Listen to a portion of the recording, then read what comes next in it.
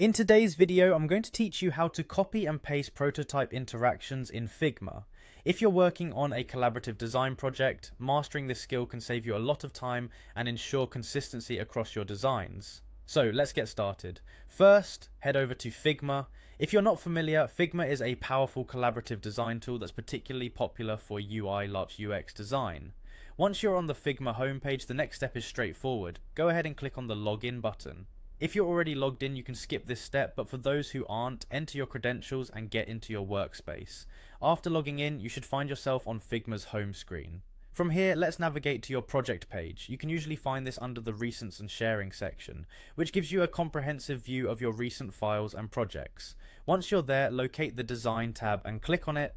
This is essentially the canvas where all your design magic happens.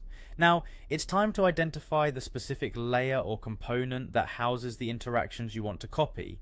Take a moment to carefully select it. In the world of design, precision is essential, and getting comfortable with Figma's interface can make this process much smoother. Once you've selected the necessary component, simply press Ctrl+C on your keyboard. This command will copy not only the visual aspects of your component, but the interactions associated with it as well. It's important to note that this action saves everything to your clipboard, ready for pasting. The following step involves selecting the new object or layer where you want these interactions to apply. Think of this as selecting a new canvas for your copied masterpiece. Again, precision is key. Make sure you have the correct layer selected to avoid pasting the interactions onto the wrong object. Once you're certain you've selected the new object, the final step is to paste those interactions. Simple and efficient, just press Ctrl+V. This action will transfer all the copied interactions onto the new object. And there you have it. By following these steps, you've successfully copied and pasted your prototype interactions in Figma.